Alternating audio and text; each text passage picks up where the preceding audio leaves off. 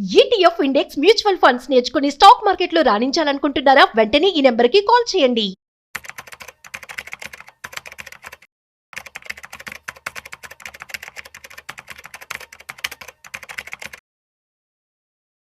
నమస్తే, welcome back to Suman TV. Present మనతో పాటు ఉన్నారు stock market analyst Sundararam Reddy గారు. నమస్తే సార్. నమస్తే ma'am. Sir, gold price rally వల్ల ఇండియాలోనే మనకి చూసుకుంటే 100 లక్షల వెల్త్ క్రియేట్ అయిందని మనం చూసుకుంటున్నాం. ఒకసారి వివరాల్లోకి వెళ్తే, రీసెంట్గా హెచ్డిఎఫ్సి మ్యూచువల్ ఫండ్ వాళ్ళు సర్వే చేశారండి. ఇండియాలో ఉన్న మొత్తం ఈ గోల్డ్ ఎవరైతే ఉందో వాళ్ళకి ఎంత వెల్త్ క్రియేట్ అయింది ఈ గోల్డ్ ర్యాలీ వల్ల.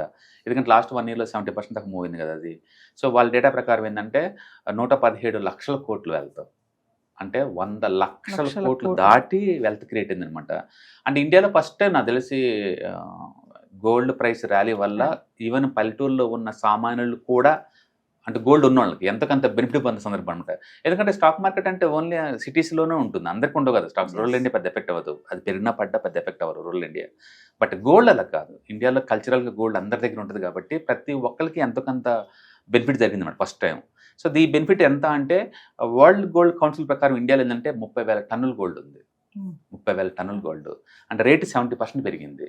అంటే ఇండియాలో ఉన్న గోల్డ్ ఎల్లోను 5 ట్రిలియన్ వర్త్ అనమాట గోల్డ్. లాస్ట్ ఇయర్ ఒక్క సంవత్సరమే అండ్ 117 లక్షల కోట్ల వెల్త్ పెరిగింది అనమాట ఈ గోల్డ్. 1 ఇయర్లో దీన్ని బట్టి మీరు ఊహించుకోండి, ఇన్ని సంవత్సరాలు మనం ఎకానమీ చదివిన వాళ్ళు అండ్ ఈ టెక్నికల్ అనలిస్టులు, ఫండమెంటల్ అనలిస్టులు అండ్ ఫైనాన్షియల్ ఎక్స్పర్ట్స్ వాళ్ళకి అంతా తెలుసు, వాళ్ళు చెప్పిందే కరెక్ట్, వాళ్ళది ఓకే అనుకుంటాం. బట్ ఈ సంవత్సరం వాళ్ళందరూ రాంగు. మన అమ్మమ్మలు, మన అమ్మలు, మన అక్కలు, మన చెల్లెలు మనకంటే తెలియకలని ప్రూవ్ అని అనమాట. ఎందుకంటే అందరి దగ్గర గోల్డ్ ఉంటుంది.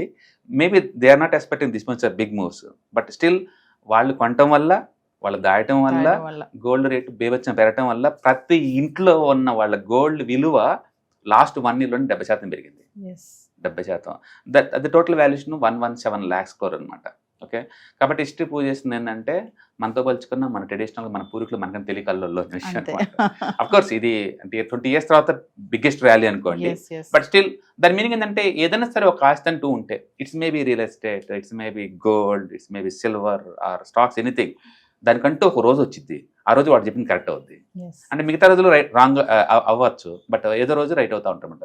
అన్ని అసెట్ కొన్ని గుడ్ క్వాలిటీ ఏంటంటే ఇవి సైకిల్కల్ నేచర్, పెరుగుతుంటే పడుతుంటే బట్ ఓవర్ పీరియడ్ అయినా మాత్రం ఖచ్చితంగా పెరుగుతాయి అంతకంతనమాట. అలాంటిది ఇప్పుడు ఈ సంవత్సరం గోల్డ్ మామూలుగానే ఇయర్లీ 12 to 15% పెరిగిద్ది. But 2025 belongs to golden era. Gold అంటే చరిత్రలో నిలిచిపోద్ది అనమాట. అది ఆ స్పీడ్, ఆ మూవ్ ఆల్మోస్ట్ 20 years తర్వాత అనమాట స్పీడ్. అందుకని ప్రపంచవ్యాప్తంగా ఏ కంట్రీ బాగుపడింది ఈ గోల్డ్ ప్రైస్ వల్ల, బిగ్ మూవ్స్ వల్ల అంటే డెఫినెట్గా India is one of the one. Unfortunately equity market last year అసలు పర్ఫామ్ చేయాలి. ఆల్మోస్ట్ లాస్ట్ 15 months నుంచి పెయిన్ భరిస్తున్నాం ఈక్విటీ మార్కెట్లో.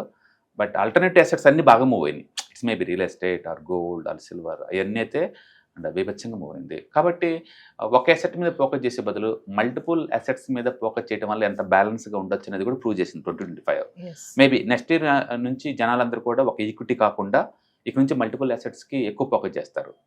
రిస్క్ రివార్డ్ బాగుంటుంది కాబట్టి ఒక అసెట్తో పోల్చుకున్నప్పుడు. ఏదేమన్నా కానీ ఈ స్టడీ వల్ల మనకు అర్థమవుతుందంటే ఇండియా వాళ్ళు ఎంత బెనిఫిట్ పొందారు ఈ గోల్డ్ ర్యాలీ వల్ల, ఎంత బెనిఫిట్ పొందారు అంటే 70% కాదు 100% చెప్తాను నేను. ఎందుకంటే కనీసం వాళ్ళు తాలిబట్లు ఉంటాయి ఏం లేకపోయినా సరే. అంటే ఇండియాలో కల్చరల్గా, ట్రెడిషనల్గా అండ్ గోల్డ్ అనేది ఒక ఇంపార్టెంట్ పార్ట్ అనమాట. బై డిఫాల్ట్ మన పెళ్ళిళ్ళప్పుడు కావచ్చు, పాప పుట్టిందనగానే వాళ్ళు మేనమామలో లేకపోతే వాళ్ళు పెట్టాల్సిందే కదా, ఏదో ఒక ఆర్నమెంట్ పెడతా ఉంటారు. అది ట్రెడిషనల్. అది అట్లా ప్రతి ఇంట్లో లేదు. ఆ గోల్డ్ కొనటం అనేది మన కల్చర్లో ఒక పార్ట్. అలా వాళ్ళకి తెలియకుండానే వాళ్ళు గోల్డ్ కొంత అక్యుమిలేట్ చేశారు. ఇప్పుడు దాని వాల్యూ ఒకసారి సడన్గా 70% పెరిగింది. అందుకని వాళ్ళు దానివల్ల ఏంటంటే గోల్డ్ లోన్ తీసుకొని ఎక్కువ మొత్తంలో డబ్బులు తీసుకోగలుగుతారు, ఎక్కువ బిజినెస్లో పెట్టగలుగుతారు, ఇళ్లలో పెట్టగలుగుతారు. అది మూవ్ అవుతుంది మొత్తానికి. అయితే ఇండియాలో ఉండే బెనిఫిట్ ఏంటంటే గోల్డ్ లోన్స్ పల్లెటూరులో ప్రతి ఒక్కరు తీసుకుంటారు, పొలాల కోసం కావచ్చు, బిజినెస్ కోసం కావచ్చు, ఇల్లు కొనడానికి కోసం కావచ్చు. కాబట్టి పెరిగిన రేటు తగ్గట్టు లోన్ వచ్చింది మనకి.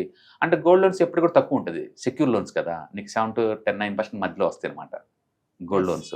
కాబట్టి బిజినెస్ యాక్టివిటీ పెరిగే ఛాన్స్ ఎక్కువ ఉందన్నమాట. So 2025 yes. అదే టైంలో వెస్టర్న్ కంట్రీస్కి ఏంటంటే వాళ్ళు ఎక్కువ బిట్ కాయిన్స్లో పెడతారు. అది 1 year లోలో ఉంది, వాళ్ళకి ఆ బెనిఫిట్ లేదు. బట్ మన ఇండియన్ లాంటి ఏషియన్ కంట్రీస్ మొత్తం కూడా ఎవరైతే గోల్డ్ ఇన్వెస్ట్ చేస్తారో వాళ్ళందరికీ మాత్రం గోల్డ్ ఏరియా. అయితే హోప్ నెక్స్ట్ ఇయర్ అంత ఉండకపోవచ్చు ఏమో, కానీ still that is good asset. మనం రాను రాను ఏంటంటే అన్సర్టినిటీలోకి ఎంటర్ అవుతూనే ఉన్నాం. ఈ ఫియట్ కరెన్సీ వల్ల మన జనాలు ఎవరికి నమ్మకం ఉండట్లేదు అనమాట. అందుకని అందరూ లేదు గోల్డ్ రూపంలో స్టోర్ చేసుకుంటా ఉన్నారు. అంటే ఒక కామన్ మ్యాన్ దగ్గర ఈ రోజు బంగారం బాగా ఉంది అంటే లక్ అనుకోవాలి, పెరిగిన దాన్ని బట్టి చూసుకుంటే. డెఫినెట్గా. కాకపోతే ఒకటి ఎవరు అమ్మరండి, అంత అది పెరిగినా తగ్గిన సంబంధం లేదు. ఎందుకంటే మన Yes. కల్చర్లో పార్ట్ తల్లి నుంచి కూతురు రావుతుంది, కూతురు నుంచి కూతురు పోతుంది, అట్లా అలా తరతరాలు పోతా ఉంటుంది. మధ్యలో మనం లెక్కలేసుకుంటా ఉంటాం, ఇలా అంత పెరిగింది కదా ఇంత అంత పెరిగిందని. బట్ గుర్తుపెట్టుకోండి, క్రైసిస్ టైంలో అది ఒక ఎమర్జెన్సీ ఫండ్ లాగా Yes, ఉంటుంది. yes. స్పాట్ లో 10 నిమిషాలు డబ్బు కావాలంటే నీకు అర్జెంట్ బేసిస్ మీద లిక్విడ్. Liquid Yes. క్యాష్. కాబట్టి ఆ రూపంలో అది ఎప్పుడు నేను ఆదుకుంటది. Yes. అందుకే ఎంతమంది మనం చూసామో, వాళ్ళ తనఖా పెట్టి సినిమా తీశారంట, ఈ తనఖా పెట్టి బిజినెస్ స్టార్ట్ Business start చేశారంట, ఈ చేశారు. తనఖా పెట్టి ఇల్లు Yes. కట్టారంట. అది స్త్రీధనం కూడా సుప్రీంకోర్టు తీర్పు అనమాట. అది లేడీస్కి ఎప్పుడు కూడా వాళ్ళు పుట్టింటలు పెట్టారు కాబట్టి ఆ పర్సనల్ ఆస్తి ఆ అమ్మ పర్మిషన్ లేకుండా ఇంట్లో ఎవరు టచ్ చేయడానికి వీల్లేదు. Yes. కాబట్టి లా పరంగా చూసుకున్నా, సొసైటీ పరంగా చూసుకున్నా, కల్చరల్ పరంగా చూసుకున్నా, and women and gold very important role Indian society. అదే మనకి స్ట్రెంత్ అయింది ఇప్పుడు. Yes. అదే మనకి స్ట్రెంత్ అయింది. అండ్ 2025 డెఫినెట్గా రిమెంబర్ అనమాట, Golden era. ఇయర్స్ వరకు కూడా. Yes. సో మరి ఫర్దర్ గా మీరు వెబినార్ నిర్వహించబోతున్నారు కదా, ఒకసారి వాటి గురించి. మనం ఎవ్రీ మంత్ 1 లేదా 2 సార్లు ఆన్లైన్ వెబినార్స్ కండక్ట్ చేస్తూనే ఉంటామండి. ఈసారి రాబోయే టైమింగ్స్ ఏంటంటే జనవరి 31 అండ్ ఫిబ్రవరి 1 ఈ 2 రోజులు అనమాట ఆన్లైన్ వెబినార్. దీంట్లో మీరు చెప్పినట్టు ETFs, index funds and mutual funds వీటన్నిటి గురించి ఇన్ డెప్త్ గా మనం డిస్కస్ చేస్తాము. ఈ వాలటిలిటీ మార్కెట్ లో మీరు చూస్తూనే ఉన్నారు, ఈక్విటీ Yes. మార్కెట్ ఎంత వాలటిలిటీ ప్రూన్ అవుతా ఉందో.